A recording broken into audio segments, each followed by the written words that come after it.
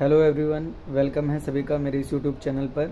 और मैं शुभम उपाध्याय आज आप सभी के सामने एक इम्पोर्टेंट एंटी कैंसरस ड्रग के बारे में इन्फॉर्मेशन देने वाला हूं।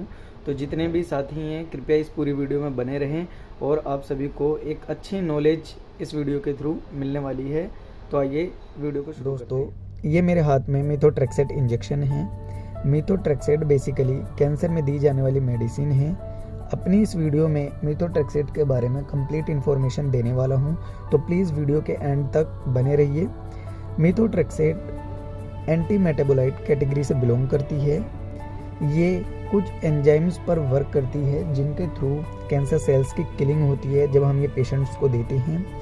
मीथोट्रेक्सेट देने से पहले कुछ बातों का ध्यान रखना होता है कि मीथोट्रेक्सेट हम तभी पेशेंट को दे सकते हैं जब पेशेंट का पीएच अल्कलाइन होगा। मतलब पेशेंट का जो ब्लड का पीएच है वो जब मोर देन 7 होगा तभी ये इंजेक्शन वर्क करेगा।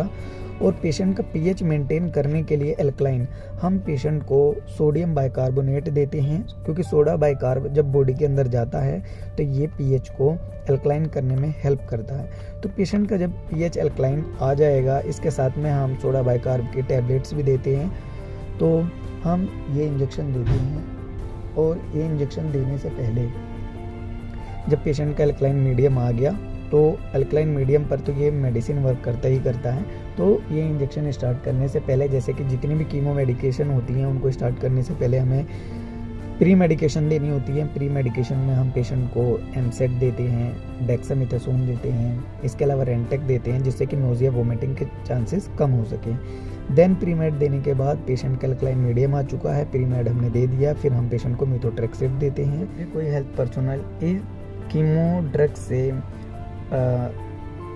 कांटेक्ट में आता है तो उसको ग्लव्स वगैरह वियर करना है, पीपीई किट पहनना है, क्योंकि ये कीमो पेशेंट को तो अफेक्ट करेगा ही करेगा, जो हेल्थ पर्सनल हैं उनको भी अफेक्ट करेगा। स्पेशली जो हमारे नर्सिंग ऑफिसर्स होते हैं उन सभी को ये पूरा ध्यान रखना होता है कि जब भी वो पेशेंट को मेडिकेशन देने के लिए जा रहे हैं तो कीमो के कांटेक्ट में कम आए। अब जब हमने पेशेंट को दे दिया तो ये बेसिकली किन डायग्नोसिस में मोस्ट यूज़फुल है मीथोट्रेक्सेट। तो मीथोट्रेक्सेट को हम बेसिकली दे सकते हैं लंग कैंसर में, इसके अलावा लिम्फोमा में, ल्यूकीमिया में, वो चाहे ALL हो, CML हो, AML हो, जितने भी ल्यूकीमिया के टाइप्स हैं, 4 टाइप के ल्यूकीमिया होते हैं, एक्यूट माइलोसाइटिक ल्यूकीमिया, इन सभी में हम दे सकते हैं। लंग कैंसर है, ब्रेस्ट कैंसर है, उन सभी में मीथोट्रेक्सेट देना होता है। कॉन्ट्राइंडिकेटेड है मीथोट्रेक्सेट जिनके अंदर ये एलर्जी हो। जिन पेशेंट को मीथोट्रेक्सेट से किसी भी टाइप की एलर्जी है तो उन पेशेंट्स में नहीं देना होता है। किसी को किडनी अगर डिजीज़ है या लीवर डिजीज़ है तो मीथोट्रेक्सेट को नहीं देना होता है, क्योंकि मीथोट्रेक्सेट लीवर पर भी अफेक्ट करता है।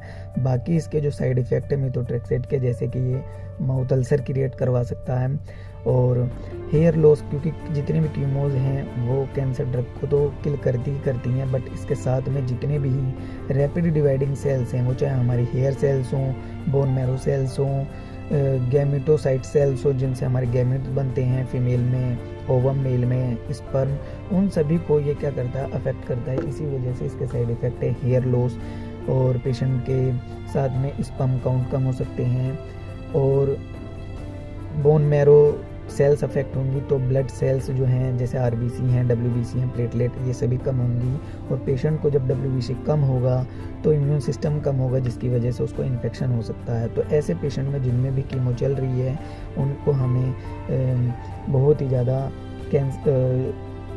इन्फेक्शन से प्रिवेंट करना होता है, क्योंकि उसकी इम्यूनिटी वीक हो चुकी है। बहुत ज़्यादा हमें हाइजीन का ध्यान रखना होता है। जो भी कैंसर के पेशेंट होते हैं और कीमो चल रही हो, स्पर्म काउंट, स्टेम सेल्स कम हो जाती हैं, क्योंकि वो रैपिड डिवाइडिंग सेल्स हैं, बोन मैरो में स्टेम सेल्स होती हैं हमारी।